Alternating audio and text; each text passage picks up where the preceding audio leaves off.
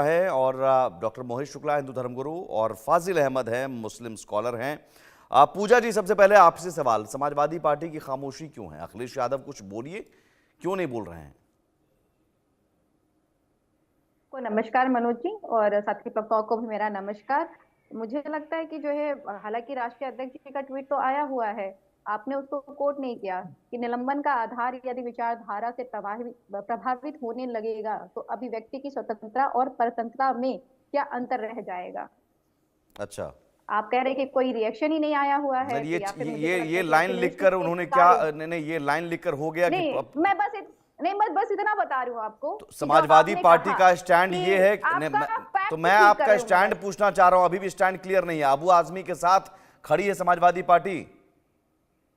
हम हर उस व्यक्ति के साथ में खड़े हैं जिसकी अभिव्यक्ति की आजादी। अबू आजमी के इस बयान के साथ पार्टी खड़ी है।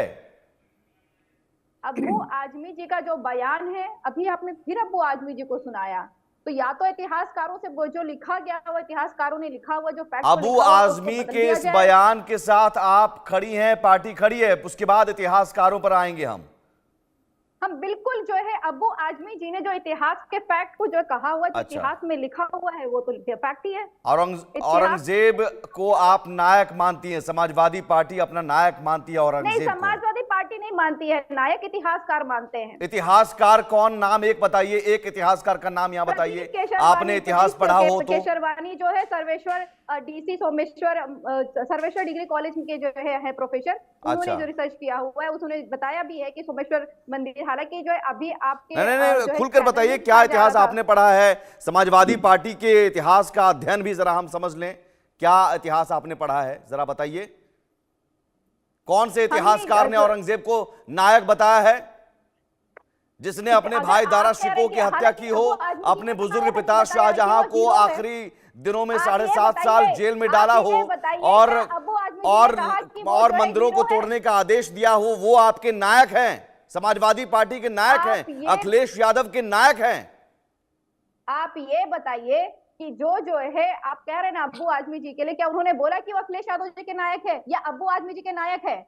आप, मुझे समझ में नहीं आ रहा है कि जो बात उन्होंने बोली है उस पर आप चर्चा नहीं करना चाह रहे, आपको दूसरी तरफ लेकर के जाना है। दूसरी तरफ क्या? अबू आजमी ने साफ कहा औरंगजेब अच्छे शासक थे, बहुत बढ़िया शासन किया उन्होंने, शानदार शासक थे, मंदिरों को उन्होंने नहीं तोड़ा, मंदिरों को उन्होंने नहीं तोड़ा। तो किस आधार पर आप कह रहे हैं?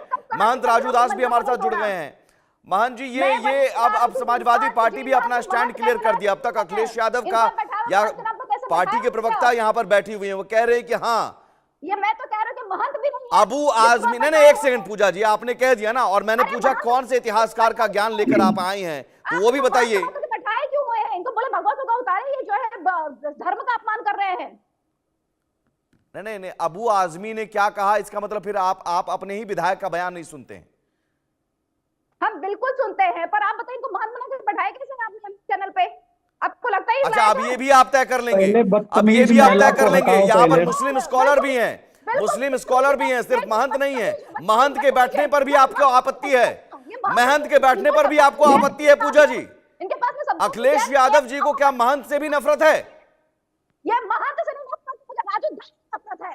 ऐसे हरामी लोगों से नफरत है मुझे, जिनको शर्म आनी चाहिए इस महिला को। क्या महंत राजू दास इस्तेमाल कर रही है? आपकी तरह ही यहाँ हमारे लिए सम्मानित मेहमान है। प्लीज ये खींच जो है, ये खींच कहीं और दिखाइए, ये खींच कहीं और दिखाइए, शर्म आनी चाहिए, शर्म आनी चाहिए, ये खींच कहीं और दिखाइए। महंत राजू दास जी, ये खींच या बौखलाहट ये इसलिए है क्योंकि औरंगजेब का जो प्यार है वो सामने निकल कर आ गया है, पोल खुल गई है।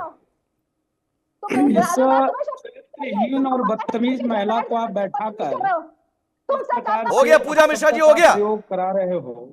इतिहास का ज्ञान मैं आपको बताता हूँ। साइलेंट कीजिए इनको, ऐसे डिबेट नहीं होगी। पूजा मिश्रा जी, हो गया। महंत राजू दास जी, साइलेंट कीजिए इनको, जब तक इनको साइलेंट नहीं करेंगे। पूजा मिश्रा जी, मुझे लगता है कि